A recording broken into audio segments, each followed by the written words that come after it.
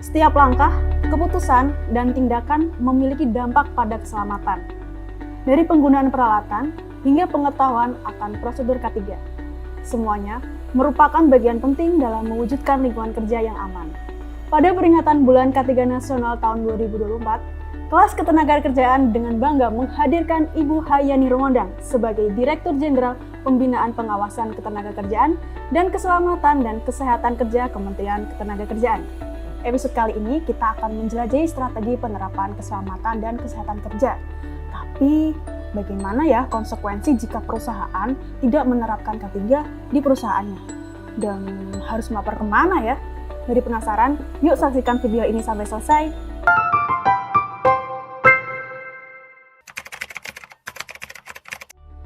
Secara umum itu saya kira orang paham bahwa itulah singkatan keselamatan dan kesehatan kerja. Nah, K3 itu apa kalau ditanya ya definisinya? Itu banyak sekali sebenarnya orang-orang para ahli ataupun organisasi yang mendefinisikan K3 itu sendiri. Dari WHO misalnya ya, atau organisasi kesehatan internasional ya, atau dunia. Itu mendefinisikan lebih ke arah kesehatan. Nah, kita Indonesia itu kita merujuk ke sebenarnya Undang-Undang 170 dan diturunkan kepada PP. Jadi kalau kita Undang-Undang 170, kemudian juga Undang-Undang Ketenagakerjaan, kemudian ada namanya PP nomor 50 tahun 2012. Tentang penerapan SMK 3 atau penerapan sistem manajemen K3. Jadi di dalam PP tersebut, peraturan pemerintah tersebut disebutkan bahwa K3 itu adalah segala kegiatan untuk menjamin dan melindungi keselamatan kesehatan tenaga kerja melalui upaya-upaya untuk pencegahan kecelakaan kerja dan penyakit akibat kerja. Itulah K3 itu sendiri. Dalam proses untuk menuju sehat itu selamat selalu terlebih dahulu. Nah itu jadi tidak tertulis filosofinya, tetapi ketika menuju proses menuju sehat maka keselamatan atau selamat itu menjadi terlebih dahulu. Jadi kita tidak bisa sebut sebagai prioritas utama, tetapi ketika orang tidak selamat bagaimana menuju sehat kan begitu ya. Nah itu terjadi di berbagai aspek kehidupan manusia. Nah, oleh karena itu, keselamatan itu sebenarnya memiliki dampak yang besar, terutama pada kesehatan dalam jangka panjang. Ya. Nah, beberapa alasan kenapa keselamatan itu yang diutamakan, karena ini menghindari cedera dan kecelakaan, mendukung kesehatan jangka panjang, sehingga selamat itu menjadi lebih dahulu ya atau diutamakan. Bukan berarti dengan keselamatan itu kesehatannya dilupakan, tidak. Kesehatan dalam jangka panjang adalah faktor yang sangat penting. Bagaimana supaya baik dan produktif, sehingga ini yang mendasari dalam singkatan K3 itu keselamatan didahulukan. Jadi keselamatan dan kesehatan kerja ya. Jadi artinya semua itu sama, selamat dan sehat, tetapi dahulukan dulu selamat. Bukan berarti dalam aktivitas pekerjaan semua terfokus pada bagaimana ya kita mempertahankan keselamatan, bagaimana menjaga keselamatan, tidak demikian ya. Sebenarnya itu bisa seiring. Sebenarnya banyak sekali upaya-upaya dilakukan oleh Kemenaker ya, dengan berbagai kebijakan yang baik merujuk kepada kebijakan SMK 3 ataupun kebijakan-kebijakan tersendiri. Nah, jadi setiap upaya yang terkait dengan K3 hanya akan berhasil ya. Jadi hanya akan berhasil ketika bersama-sama, baik itu pemerintah pusat ataupun daerah, juga pastinya adalah yang berinteraksi di perusahaan itu sendiri atau di tempat kerja kalau boleh kita sebut ya. Jadi yang berinteraksi di tempat kerja itu kan ada pengusahanya atau pemberi kerjanya dan sudah pasti adalah pekerjanya. Maka usaha-usaha itu harus dilakukan. Jadi SMK 3 itu tidak bisa dilaksanakan secara sendiri. Artinya pemerintah mengeluarkan kebijakan, pengusaha menjalankannya atau pemberi kerja menjalankan bersama-sama dengan pekerja. Tetapi akan ada stakeholder lainnya nanti yang membantu agar SMK 3 itu bisa dilakukan misalnya auditnya. Tetapi sistem manajemen keselamatan kesehatan kerja itu sendiri sebenarnya melekat dalam sistem perusahaan itu sendiri, sistem dalam menjalani perusahaan. Oh, sebenarnya kalau diukur dari angka ya, kita misalkan buat range 1 sampai 10 ya tidak penting dan sampai sangat penting, maka K3 itu adalah angka 10. Kenapa? Seproduktifnya pekerja, sehati-hatinya pengusaha, pemberi kerja, kalau tidak terus dijaga dalam setiap detik, setiap menit, setiap jam, akan ada di situ potensi kecelakaan kerja, akan ada potensi bahaya, bahkan ada penyakit-penyakit akibat kerja yang tidak bisa dijaga setiap saat kalau tidak dilakukan sebuah sistem yang baik. Maka kalau disebut seberapa penting, maka sangat penting. Karena apa? Itu tadi, perlindungan yang dilakukan itu tidak hanya kepada pekerjanya, tetapi juga kepada alat-alat produksi, bahkan kepada orang-orang di sekitarnya. Orang-orang itu bisa adalah yang berkaitan atau berhubungan dengan proses bisnis, atau mungkin ada tamu yang datang dan sebagainya.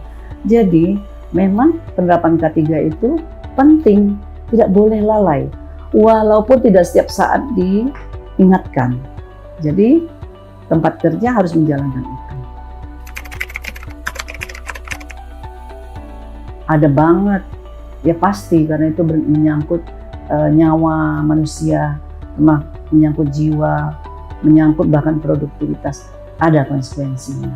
Di Undang-Undang 1 tahun 70 itu ada konsekuensinya, ada bahkan ada sanksinya. Artinya adalah kalau K3, persyaratan K3 itu tidak diterapkan, maka ini akan terjadi pelanggaran. Kalau dikategorikan pelanggaran K3, maka akan ada sanksi yang dikenakan, sanksi administrasi atau sanksi pidana berupa kurungan paling lama 3 bulan dan denda paling tinggi 100.000. Kalau dilihat jumlah ini kelihatannya kecil ya, karena undang-undangnya sangat lama, 170. Tetapi kita mestinya sebagai, boleh disebut sebagai masyarakat, bahkan mungkin adalah masyarakat pekerja dan dunia industri, itu harusnya mengedepankan bahwa ini penting, sehingga jangan melihat denda, sehingga sepele aja, oh nggak apa-apa, ntar kalau denda cuma 3 bulan kok, cuma 100.000. Tidak demikian, tapi akan bisa dibawa, digeser kepada kesalahan atau pelanggaran lain, ataupun bahkan tindak yang lain.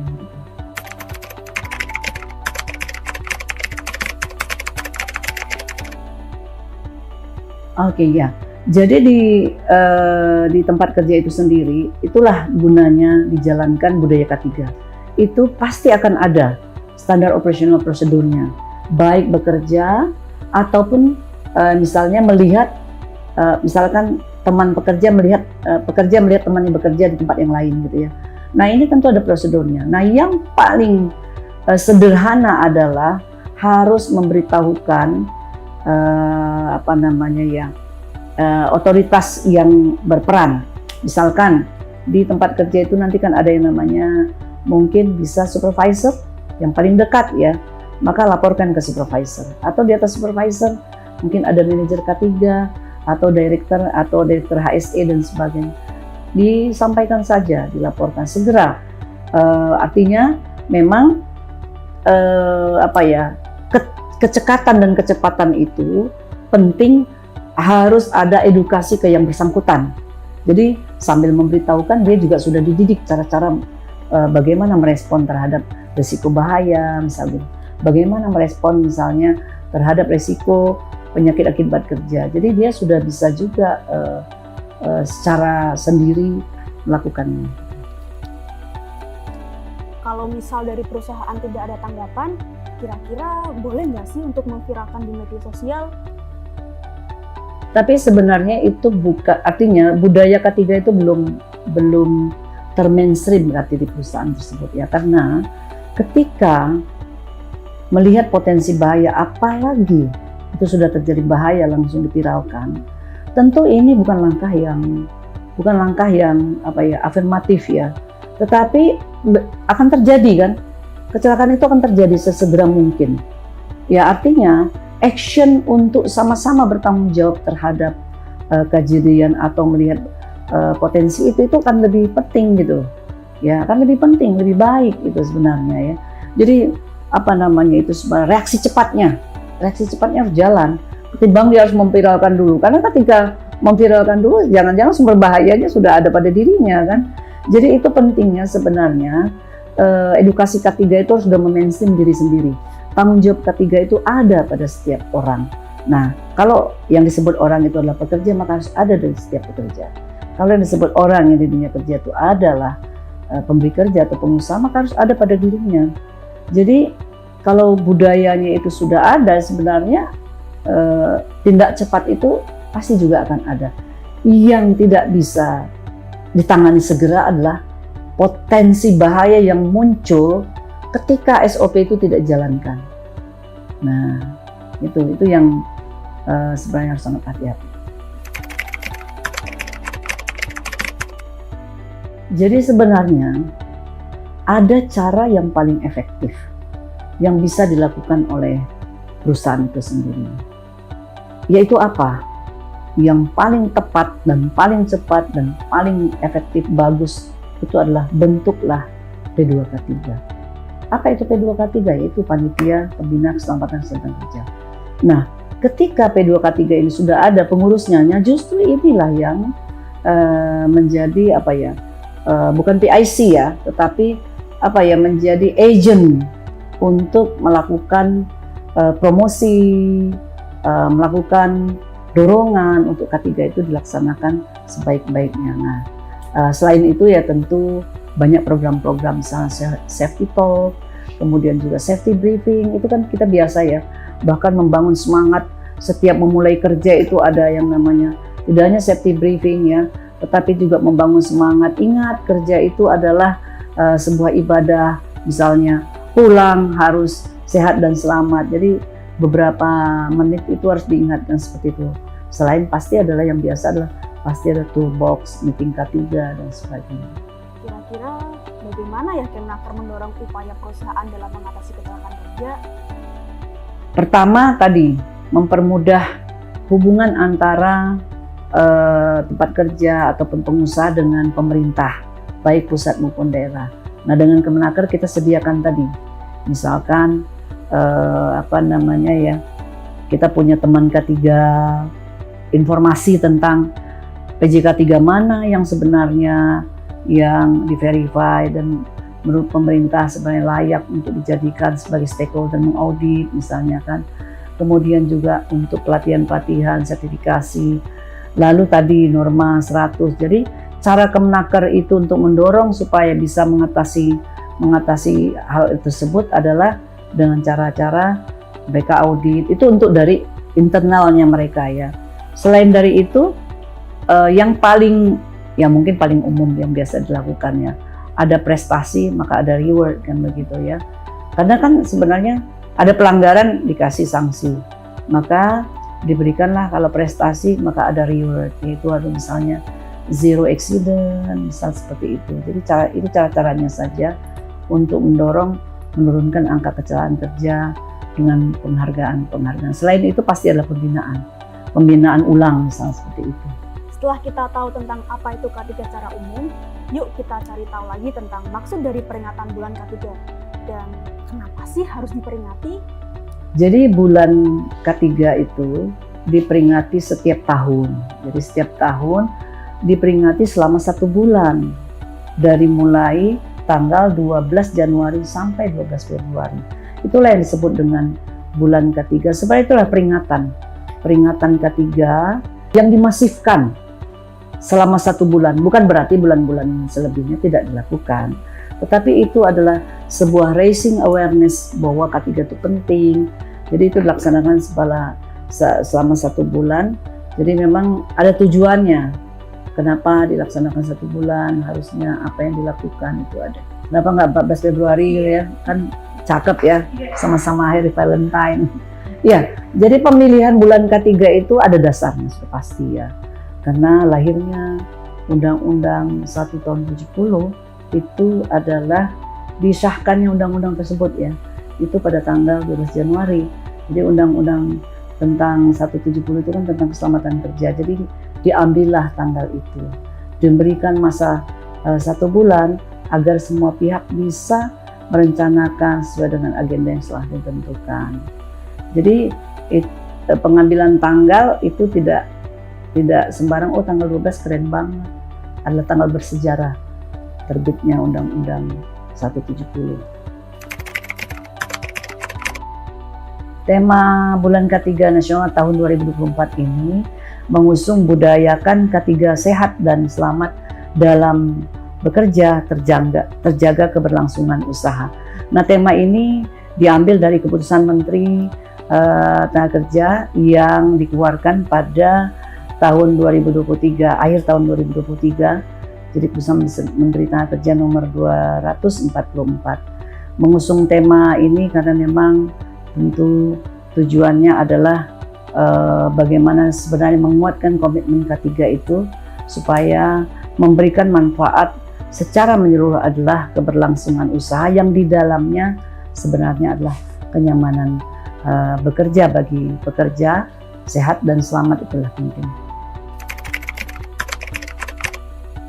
Tahun ini pencanangan peringatan bulan ketiga nasional ini dilakukan di PT Freeport Indonesia Smelter Gresik, itu di kawasan Gresik ya, Java Integrated Industrial and Food Estate atau JIPA.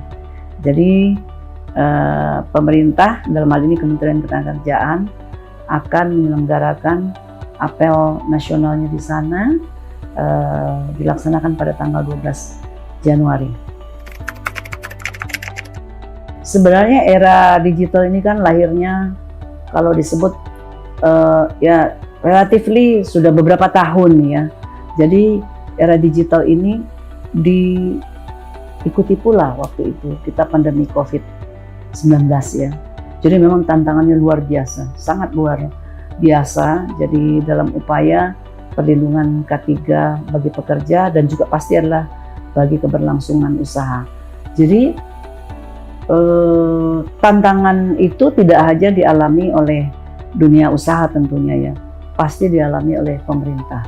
Nah, kalau saya memandang era digital ini sebenarnya kesempatan, sebut tantangan, tapi kesempatan bagi pemerintah dalam hal ini Kementerian Ketenagakerjaan dan dinas-dinas kerja di daerah untuk bisa menggunakan tantangan ini menjadi peluang. Karena apa?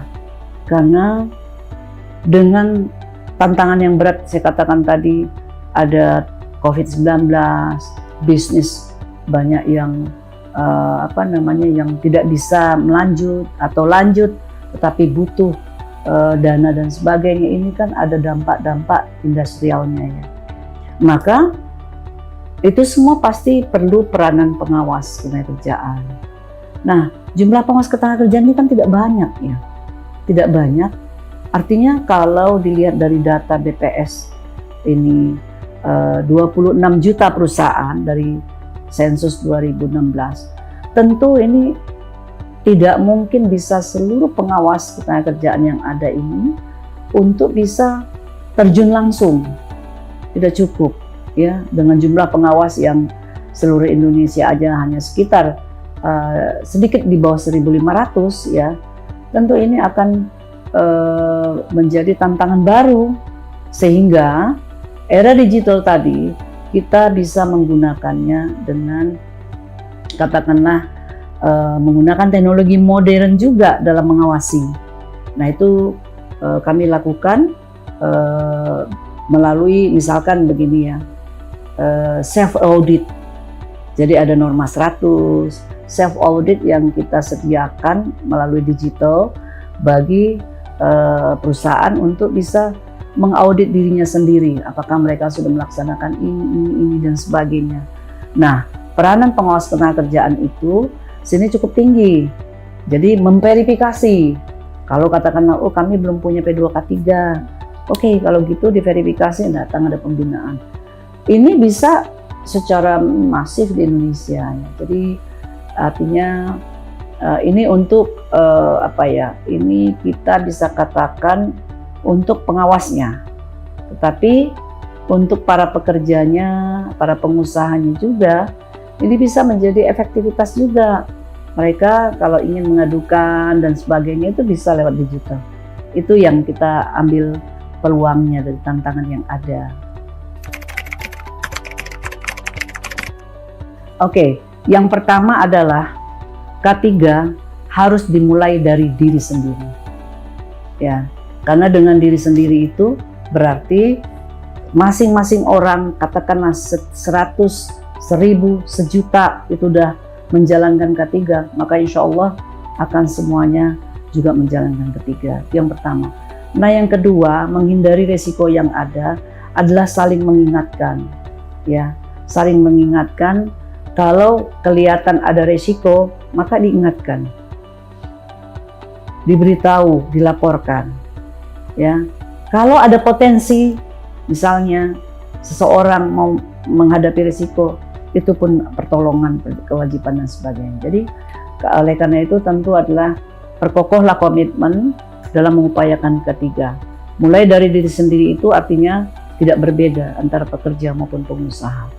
Pemerintah akan hadir memberikan pembinaan, pemerintah akan hadir memberikan peringatan-peringatan ataupun misalkan teguran terhadap sanksi pelanggaran yang ada. Saya kira itu.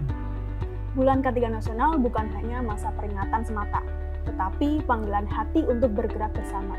Jadikan setiap hari sebagai pijakan menuju kebahagiaan lingkungan kerja yang tak hanya aman, tetapi juga damai dan nyaman bagi kita semua. Sampai bertemu di episode selanjutnya. K3 Unggul Indonesia Maju.